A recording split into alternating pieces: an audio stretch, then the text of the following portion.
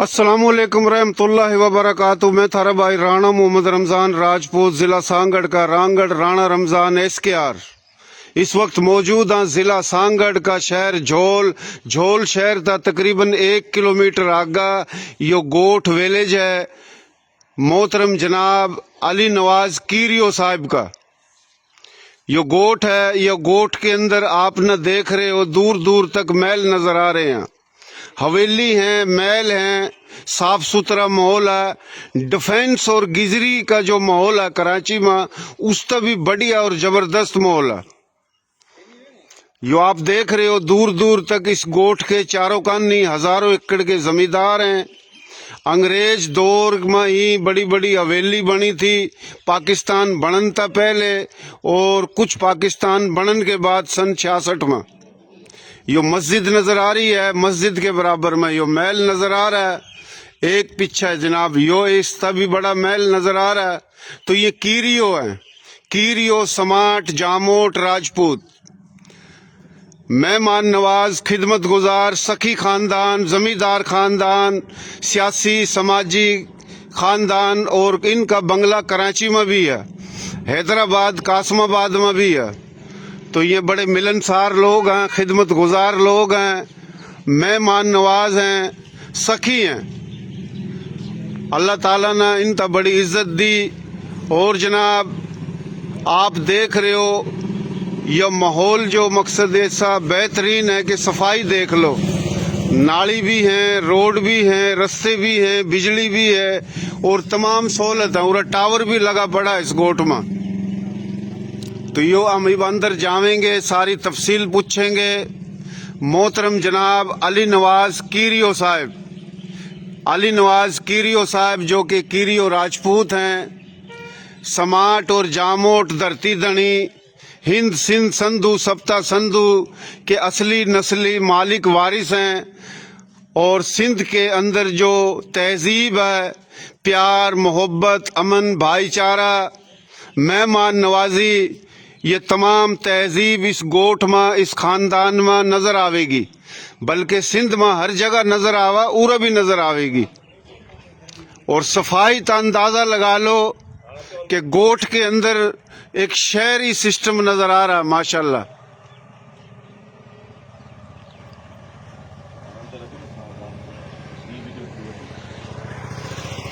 यो मस्जिद है जो देख रहे हो, यो गेट है, ये अंदर हम इस महल में हवेली में दाखिल होंगे।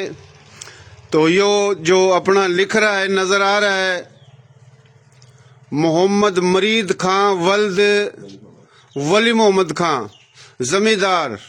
तो यो सन 1966 में यो बनी थी। और ये पत्थर जो लगे पड़े हैं, राजस्थान जैसलमेर तक कारीगर आए थे सन 66 में।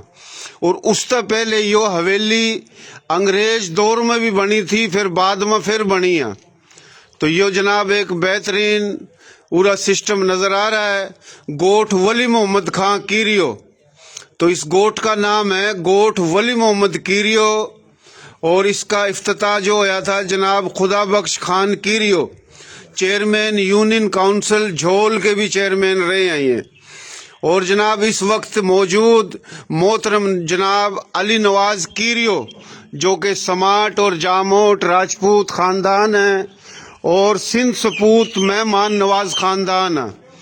तो यो आप देख रहे हो माशाल्लाह, यो बंगला महल कह लो, बंगला कह लो, कोठी कह लो, हर जुबान में अलग अलग नाम हुआ। तो उरा हम आए हैं, आज हमारी कोशिश है कि सिंध के अंदर पूरे पाकिस्तान में जहाँ जहाँ हमारे थारे लोग हैं, फिर वह गोत कोई हो, वंश कोई हो, जुबान बोली कोई भी हो, तो माशाल्लाह बड़ा बेहतरीन निजाम है जो आप देख रहे हो। यो मस्जिद है बड़ी खूबसूरत, नमाज पढ़ने वास्ता बिल्कुल मस्जिद भी खूबसूरत बनाई। और यो महल भी माशाल्लाह बेहतरीन नजर आ रहा है। यो गाड़ी खड़ी है माशाल्लाह बड़ी बेहतरीन,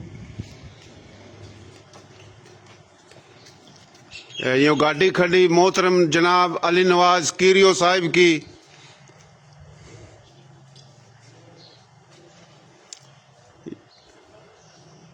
यो गेट है मस्जिद का। जिस तरह नमाज पढ़न जावा तो बिल्कुल एक यो गेट है, एक बार गेट है, 3 गेट है इसके मस्जिद के। तो ये गाड़ी खड़ी है माशाल्लाह।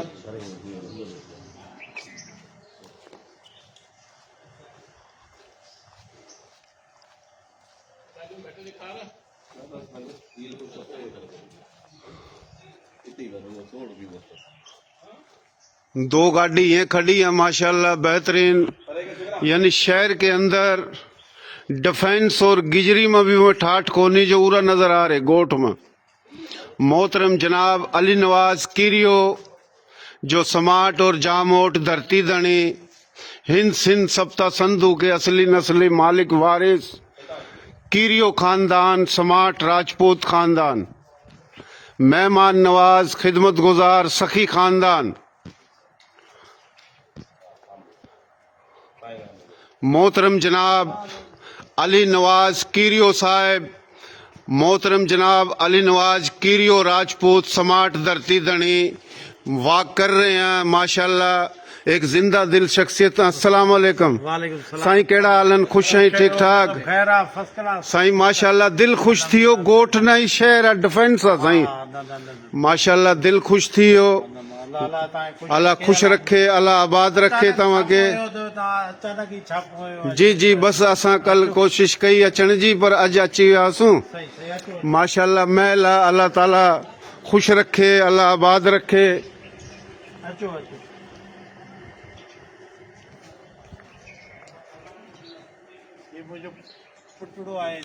माशाल्लाह माशाल्लाह। अच्छा अस्सलाम वालेकुम। नालो तव्हां जो? वली मोहम्मद कीरियो माशाल्लाह माशाल्लाह। अस्सलाम वालेकुम साईं, तव्हां जो नालो? दीन मोहम्मद कीरियो माशाल्लाह। तव्हां जो नालो? रशीद लाल। अच्छा माशाल्लाह।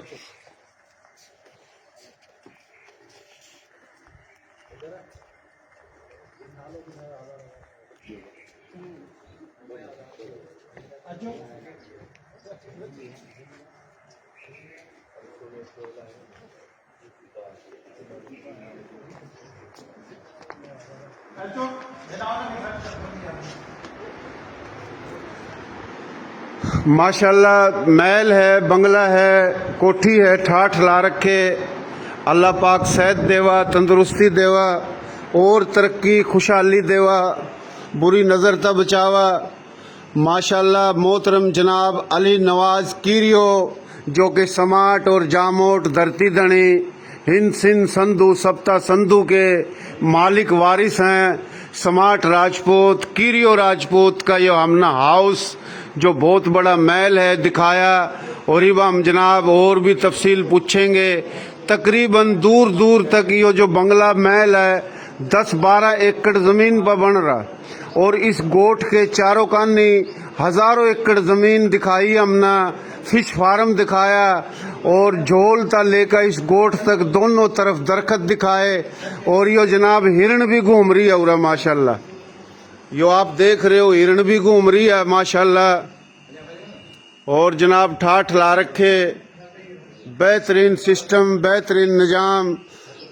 मेहमान नवाज खानदान, खिदमत गुजार खानदान, सखी खानदान, नवाब खानदान। मोहतरम जनाब अली नवाज कीरियो। यो भाइयों हिरण भी देख लो, सुनी होगी पर आज देख लो हिरण। हर चीज हर जगह मौजूद है। यो शहर नहीं, यो डिफेंस है। मेहरबानी राणा साहब, मेहरबानी। अचानक ही छापो बस अची वियासूं, असां कोशिश कई त असांजो भाउ आहे वॾो नवाब आहे मोहतरम जनाब अली नवाज कीरियो ऐं कीरिया साईं राजपूतन ऐं साईं असां समाट आहियूं ऐं असां सिंध धरती असांजी मां आहे। बिल्कुलु बिल्कुलु। पाकिस्तान ऐं असां पंहिंजे सूबे जे सभिनी लाइ ख़ैर खां आहियूं। सॼी सिंध लाइ अलाह अमन आबाद रखे हिन सिंध सूबे खे, हिन माण्हुनि खे, हिननि खे जेको आहे सो हिन में ख़ुशहाली अचे। बिल्कुलु असांजी बिल्कुलु दुआ आहे हिन बिल्कुलु। पंहिंजे सूबे साईं अर्ज़ इहा आहे, तव्हांजो नालो अली नवाज़ कीरियो, हा साईं। वालिद साहब जो नालो? मुंहिंजो वली मोहम्मद मुंहिंजे फादर जो नालो आहे। अच्छा, वली मोहम्मद कीरियो। ही यूसी वली मोहम्मद कीरियो जे नाले सां आहे। अच्छा अच्छा अच्छा ऐं हिन ॻोठ जो नालो वली मोहम्मद कीरियो आहे। अच्छा अच्छा ही झोल जे भरिसां असांजो विलेज आहे जेको आहे 3 किलोमीटर ते असांजो पंहिंजो ॻोठ आहिनि। त असांजा त हिते सवे ॻोठ आहिनि अच्छा। ज़मीननि ते। बाक़ी मेन असांजो जेको आहे ॻोठ आहे असांजो हिते आहे। असांजी फैमिलियूं ॿियूं आहे कीरिया बिरादरी जेको आहे सो असांजो वॾो हाजी ख़ुदा बख़्श कीरियो, वली मोहम्मद कीरियो, हाजी रसन कीरियो, मोहम्मद हसन कीरियो, हाजी मोहम्मद हुसैन कीरियो असांजे ख़ानदान में गुज़री रहिया। वीचारा हिन दुनिया मां लाॾाणू करे विया हलिया। नौजवान आहिनि हिते ॿिया सभिनी जा। सो अलाह सभिनी खे जेको हिमत आबाद रखे सभिनी खे। जी जी ऐं पंहिंजो ॻोठ आहे। बाक़ी त राश जिते किथे आहे। ऐं हीअ त जेको आहे असांजो बुनियादी घर आहे जिथां असांजी स्टार्टिंग थी आहे। असां त हिन ॻोठ हिन शहर ऐं यूसी वली मोहम्मद कीरियो आहे। ऐं मुंहिंजो भाउ जेको आहे उहो हिते जो चेयरमैन बि आहे शाहनवाज़ कीरियो। अच्छा अच्छा ऐं यूसी जो जेको आहे सो ऐं इहे सभु बिरादरियूं आहिनि असांजूं पाड़े जूं आहिनि। सभु बिरादरियुनि सां असांजो लाॻापिल सॼो सिलसिलो आहे। सही सही ऐं सभु बिरादरियुनि खे असां पंहिंजो अज़ीज़ क़रीब था सॼूं। हुननि जे ॾुख में असां ॾुख सां पंहिंजो सम्झूं था। ऐं हिन इलाइक़े सां हिन धरती सां असांखे मोहबत पए, प्यारु पए। हिन मिटी सां असांजो लगन पए। तव्हांजी महिरबानी, तव्हां अचानक अची वियो हल जेको आहे सो तव्हांजी शुक्रियो अदा थो कयां। न साईं, असां तव्हां वटि आया आहियूं, असांखे ख़ुशी थी आहे। अर्ज़ इहा आहे, तव्हांजो नालो अथई अली नवाज़ कीरियो, हा। वालिद साहब जो नालो वली मोहम्मद कीरियो, ॾाॾे साईं जो नालो मसू ख़ान असांजो मसू खां कीरियो, ऐं उनजे वालिद साहब जो नालो वली मोहम्मद कीरियो। त ही जेका ॻोठ आहे, हिन ॻोठ जो नालो छा आहे? ॻोठ वली मोहम्मद। वली मोहम्मद कीरियो। साईं, तव्हां भाइर घणा आहियो? 4 भाइर आहिनि। नाला कहिड़ा कहिड़ा आहिनि? वॾे वॾो अली नवाज़ मां आहियां। अच्छा। ऐं उन खां पोइ शाहनवाज़ आहे। अच्छा। उन खां पोइ रब नवाज़ आहे। अच्छा। पोइ जेको आहे सो मोहम्मद मुरीद आहे। अच्छा अच्छा। ऐं ॿियो असांजो चाचे जो पुटु आहे रसूल बख़्श आहे असांजा ख़ानदान जा। तव्हांजे वालिद साहब जा भाइर घणा? 2 भाइर आहे। 2 भाइर आहिनि। हिकिड़ो रसूल बख़्श अच्छा अच्छा वफ़ात करे वियो। अच्छा। ॿियो मुंहिंजो वालिद साहब वली मोहम्मद कीरियो। अच्छा, वली रसूल बख़्श कीरियो जा घणा पुट आहिनि? हिकिड़ो पुटु आहे छानो दीन मोहम्मद। अच्छा, दीन मोहम्मद कीरियो साहब, माशाअल्लाह माशाअल्लाह माशाअल्लाह। दीन मोहम्मद असां हिकिड़ो माशाअल्लाह। पंजू भाउ आहे असां सभु। ऐं तव्हांजा घणा पुट आहिनि? मुंहिंजो हिकिड़ो ई पुटु आहे वली मोहम्मद। माशाअल्लाह, ॾाॾे ते नालो रखियो आहे वली मोहम्मद कीरियो, माशाअल्लाह। कराची वली मोहम्मद कीरिया साहब, ख़बर आहे त कीरिया राजपूत आहिनि? जी जी बिल्कुल। हाँ, हिस्ट्री पढ़ी आहे? कहिड़ी क्लास में था पढ़ियो तव्हां? कॉलेज में। कॉलेज में, माशाअल्लाह।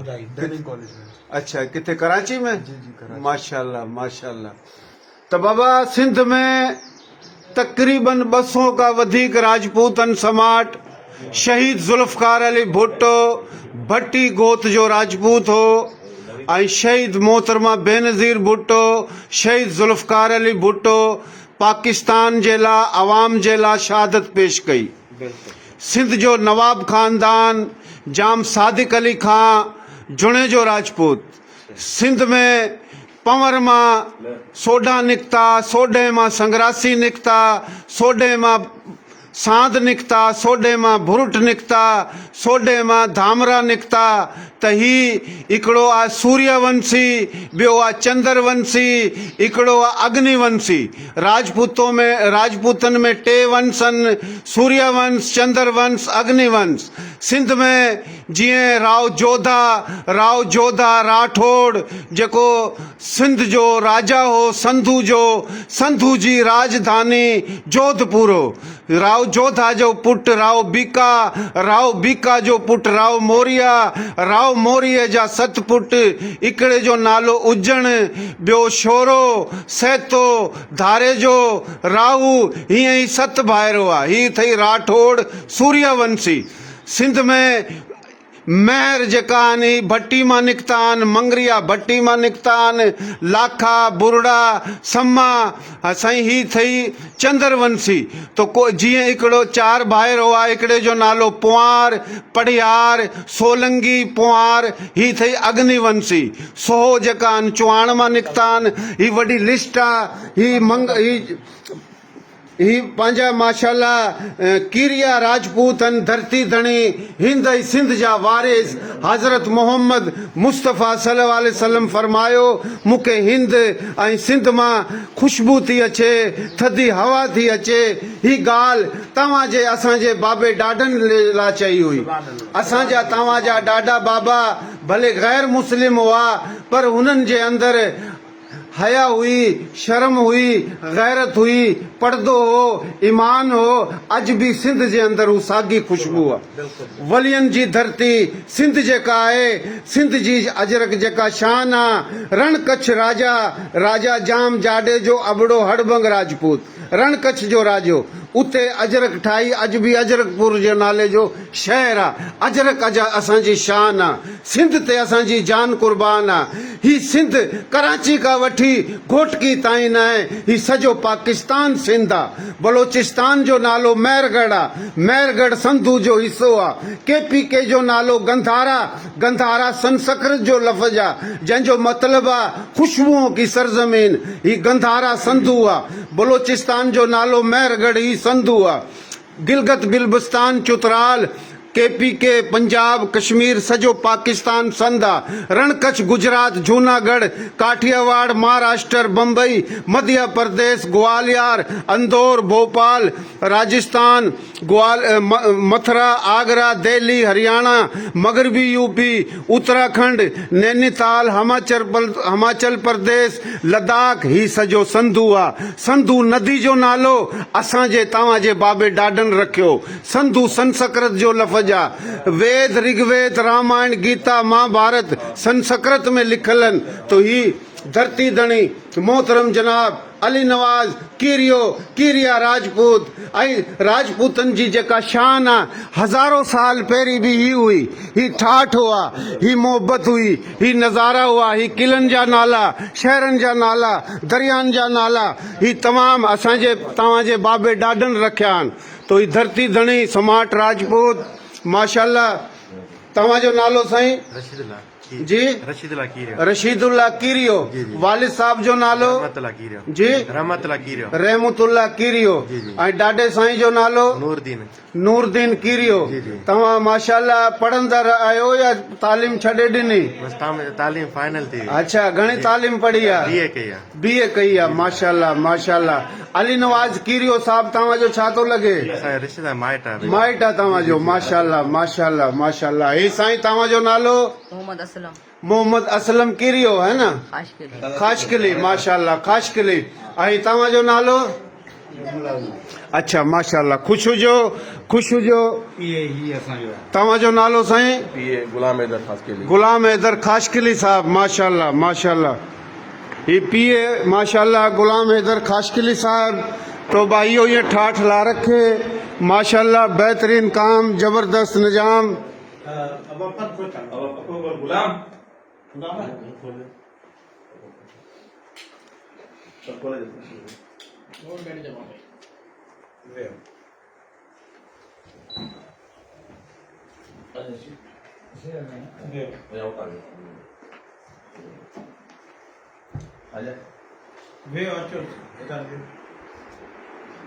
साईं इजाजत आहे।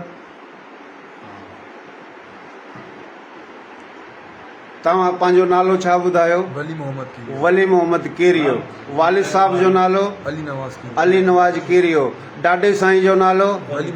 वली मोहम्मद कीरियो। 2 भाइर आहियो? हिकिड़ो। अल्लाह ख़ुशि रखे, अल्लाह आबाद रखे। कराची में पढ़ंदा आहियो? माशाल्लाह माशाल्लाह। कीरिया राजपूतनि तव्हांखे ही बि ख़बर आहे, त मूंखे वॾी ख़ुशी थी है साईं। त हाणे पाण सभु भाइर आहियूं। पाकिस्तान पंहिंजो आहे, सिंध पंहिंजी आहे। ऐं सिंध जेका आहे वलियनि जी धरती आहे। सही आहे साईं? वलियन जी धरती आहे, सूफ़ियन जी धरती आहे, महिमान नवाज़न जी धरती आहे। असां कूड़ नथा ॻोल्हायूं, असांजे रत में शामिल आहे, तव्हांजे असांजे रत में शामिल आहे त सिंध जे माण्हुनि हमेशह हर माण्हू जी ख़िदमत कई आहे। जेको सिंध सां वफ़ा कंदो हू कामयाब आहे, जेको सिंध सां वफ़ा न कंदो त हू पंहिंजे माउ पुट जो बि न आहे। त तव्हांजो नालो साईं? दीन मोहम्मद कीरियो, माशाल्लाह। वालिद साहब जो नालो? रसूल बख्श कीरियो, माशाल्लाह। ॾाॾे साईं जो नालो? पसू खां। तो वली मोहम्मद कीरियो ऐं रसूल बख्श कीरियो भाइरो आहे न? तव्हां रसूल बख्श कीरियो साहब जो पुटु आहियो, माशाल्लाह, फर्ज़ंद आहियो। तव्हां घणा ॿार आहियो? असां सभु ॿ आहियूं, उन में हिकिड़ो इंतकाल करे वियो, बाक़ी हिकिड़ो आहे। अच्छा अच्छा अच्छा अच्छा। अल्लाह साईं जन्नत में जगह ॾे, जेका गुज़ारे विया अल्लाह मग़फ़िरत फरमाए, अल्लाह सबर ॾे। तव्हां आहियो, माशाल्लाह, अल्लाह हयाती ॾे।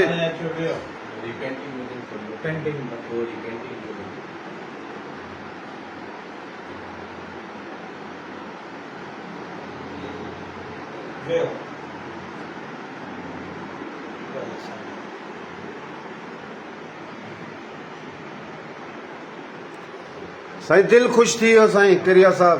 हा, न बसि ॻोठ जे हवाले सां जेको आहे वॾनि जी महिनतूं आहिनि, वॾनि जेको आहे सो बुनियाद रखिया आहिनि, असां त हिन शयुनि खे मेंटेन करण में आहियूं ऐं अलाह उन्हनि खे जन्नत नसीब कंदो। आमीन आमीन। मरहूम मोहम्मद हाजी ख़ुदा बख्श वली मोहम्मद, मुंहिंजो फादर हाजी मोहम्मद सन वारा, सभु असां सौट आहियूं पाण में, सॼो असांजो ख़ानदान आहे, सॼो हिते असां माशाल्लाह। बाक़ी त सभु कराची तो रहे के किथे था रहे। बंगलो साईं तव्हांजो कराची में बि हूंदो? कराची में आहे। अच्छा अच्छा अच्छा। कराची डिफेंस में हूंदो? हा, डिफेंस में आहे। अच्छा अच्छा अच्छा। हैदराबाद में आहे, सांगड़ में, सुशन कोट जे साम्हूं बि आहे, हाउस आहिनि जिथे किथे आहिनि। माशाल्लाह, यानी हैदराबाद में बि आहे बंगलो। हैदराबाद में। ऐं हीउ जेको बंगलो आहे मुंहिंजे ख़्याल कराची में बि अहिड़ो न हूंदो जेको ॻोठ में, माशाल्लाह। तक़रीबन वॾी एरिया में 5-6 एकड़नि में घर बंगला असांजा ठहियल आहिनि, माशाल्लाह माशाल्लाह। ज़मीनूं ऐं ॿियूं जुदा जुदा आहिनि। अलाह जी महिरबानी सां गंजनि, सही सही। अलाह जा शुक्र आहिनि, मुंहिंजे रब जा एहसान आहिनि। माशाल्लाह ज़िंदगी सुठी बि गुज़रे, लाइफ सुठी बि गुज़रे। माशाल्लाह माशाल्लाह। तव्हांखे शाबस हुजे, तव्हां वरी पंधु करे आया आहियो, तकलीफ़ करे आया आहियो, तव्हांजो शुक्रिया अदा थो कयां। जी शुक्रिया न आहे, तव्हांजो शुक्रिया आहे, तव्हांजी महिरबानी आहे, तव्हां असांखे टाइम ॾिनो। ऐं मुंहिंजी कोशिशि आहे त कुझु माण्हू आहिनि, हुननि जी सोच आहे त असां कराची हैदराबाद खे सिंध खां धार करियूं। असांजी कोशिशि आहे त रांगड़ राजपूत, मेयो राजपूत, खानज़ादा राजपूत, काइम खानी राजपूत, बंधानी राजपूत ऐं ॿिया बि घणा राजपूत आहिनि, ऐं कुझु अहिड़ा आहिनि जेका राजपूत न आहिनि, असांजी ॿोली ॻाल्हाईंदड़ आहिनि। असांजी कोशिशि आहे त समाट राजपूत ऐं असांजो तव्हांजो DNA हिकिड़ो आहे, ॾाढो बाबो हिकिड़ो आहे। सिंध मौजूदु आहे त पंहिंजो मुस्तक़बिल आहे। अगरि सिंध को नुक़सानु आहे त पंहिंजी नसलनि खे नुक़सानु आहे। हिन जे लाइ असां कंहिं क़ौम जे ख़िलाफ़ न आहियूं, कंहिं बिरादरी जे ख़िलाफ़ न आहियूं। असांजे सर जा ताज आहिनि सैयद, असांजे सर जा ताज आहिनि बलोच, सराइकी, सभु ॿोली ॻाल्हाईंदड़, सभु भाइर आहिनि असांजा। मुस्लमान भाइर आहिनि, ग़ैर मुस्लिम हू बि असांजा भाइर आहिनि, पर समाट गॾु थी वेंदा त इंशाअल्लाह सिंध जे ख़िलाफ़ को सोचण जी हिमत न कंदो। मुंहिंजी कोशिशि आहे त घर घर वञा, ॻोठ ॻोठ वञा, ऐं तव्हां माशाअल्लाह धरती धणी आहियो, कीरिया राजपूत आहियो, ऐं मूं ॿुधायो 200 खां वधीक सिंध में राजपूत आहिनि। का मैसेज पैगाम साईं तव्हां ॾियणु चाहियो? धरती खे केरु जुदा कंदो? हिन मिटी सां सभिनी खे प्यार आहे। बिल्कुलु। हिन मिटी में सभई जेको आहे सो मोहबत कनि था। बिल्कुलु। हर क़ौम जेकी बचे थी सॼे पाकिस्तान मां हिन धरती ते, जी जी, उहे सभई हिन मिटी सां प्यार कनि था ऐं सॼे मुल्क खे उहो अपनाए थी। बिल्कुलु। ऐं मुंहिंजो पैगाम आहे जेको आहे सो महिनत कयो, महिनत खां सवाइ कुझु कोन्हे। ऐं पंहिंजे औलाद ऐं ॿारनि खे जेको आहे तइलीम ॾियो, तइलीम में वधि शइ जेको आहे रुझान हुजे। तइलीम सभिनी खां वधीक आहे, शऊर आहे, इंसान आहे। जेकी तइलीम जेकी आहे उहो सिर्फ़ु इहो कोन्हे त पोइ नौकिरी ऐं करण लाइ जेको आहे नौकिरी में मुकमिल इंसान ठहे थो। बिल्कुलु। असांखे हिननि पार्टी खे, असांजी PP खे हिते इलाइक़नि वारा असांजा शाहजहां मरी आहे MLA आहे असांजो MP जाम शबीर अली आहे ऐं जेका बि हिते राणा सतार आहिनि जेका बि फिदा हुसैन डेरे वारा आहिनि जूनेजा आहिनि जेका बि आहिनि असांजा हिते जा सदर आहिनि जा सभु महिनत कनि पिया सांगड़ जे हवाले सां ऐं उहो काफ़ी तरक़ियाती कमनि में जेको आहे सो उन्हनि कराया आहिनि सांगड़ खे त काफ़ी रोड रस्ता असांजा जेका आहिनि सो हिते सांगड़ जा काफ़ी बहितर थी विया आहिनि अञा माशाल्लाह अलाह तौफ़ीक़ ॾींदो उन्हनि पार्टी वारनि खे सभिनी खे वधि में वधि जेको आहे सो महिनत कंदा हिन ग़रीबनि जी ख़िदमत कंदा ऐं हिन इलाइक़े जी ख़िदमत कंदा त हुनखे अलाह अजुर बि ॾींदो बिल्कुलु ऐं सो असांजूं इहे दुआऊं आहिनि सभिनी दोस्तनि खे भाइरनि खे त महिनत कयो ऐं पंहिंजे औलाद खे पढ़ाइनि महिनत कनि महिरबानी मेहरबानी शुक्रिया पाकिस्तान जिंदाबाद पाकिस्तान सिंध जिंदाबाद बलोचिस्तान जिंदाबाद सारे सूबा, पंजाब बाकी सूबा जिंदाबाद हाँ पंजाब KPK गिलगित बिल्बिस्तान आज़ाद कश्मीर सब जिंदाबाद जिंदाबाद तमाम बोली गलाइंदड़ राजपूत गैर राजपूत सब जिंदाबाद अली नवाज कीरियो जिंदाबाद आखिरी में फिर कह दूं मारी बोली थारी बोली प्यारी बोली सोहनी बोली खड़ी बोली खरी बोली नर्दक की खादर की बांगर की बागड़ की मेवाती मारवाड़ी राजस्थानी डाटकी चोलिस्तानी रेगिस्तानी पहाड़ी गोजरी हरियाणवी सिंधी सराइकी पंजाबी हिंद को गोजरी कच्छी गुजराती काठियावाड़ी मराठी ये तमाम बोली संस्कृत लिकड़ी तमाम बोली संस्कृत की बेटियां तमाम बोली संस्कृत की ब्रांचा पूरा पाकिस्तान 70% संधु यो संधु की शाख है संधु में 7 तहजीब एक मेहरगढ़ तहजीब बलोचिस्तान में एक मोनजो दड़ो तहजीब लाड़काने में एक हड़प्पा तहजीब साहिवाल में 3 चौथी तहजीब रणकच्छ गुजरात सोमनाथ के मंदिर दोरा 5वीं तहजीब बाड़मेर राजस्थान 6ठी तहजीब राखीगढ़ी हसार 7वीं तहजीब श्रीनगर तो 7 तहजीब संधु तहजीब हिंद की संधु की तहजीब और इस तहजीब पर ये समाज जामोट किसी जुबान के सूर्यवंशी चंद्रवंशी अग्निवंशी इन्होंने हुकूमत करी 1200 साल पुआर राजपूत पंवर ने हुकूमत करी 650 साल तंवरों ने हुकूमत करी तो हर दौर में हुकूमत 5000 साल तक हुकूमत करी। तो मेरे भाइयों यो राजे महाराजों का खानदान यो नवाब खानदान यो सखी खानदान तो इस खानदान दौरान आए और यो एक खानदान नहीं सिंध में 200 तक ज्यादा कबाइल हैं। तो बहुत मेहरबानी शुक्रिया हमारी कोशिश है हर जुबान का राजपूत गैर राजपूत सब भाई हैं। पाकिस्तान हमारी आन सिंध हमारी जान सिंध पर जान कुर्बान सिंध तक मोहब्बत करें तो यो नहीं सोचो कि हमने पाकिस्तान तक मोहब्बत नहीं सिंध तक मोहब्बत ही पाकिस्तान तक मोहब्बत है।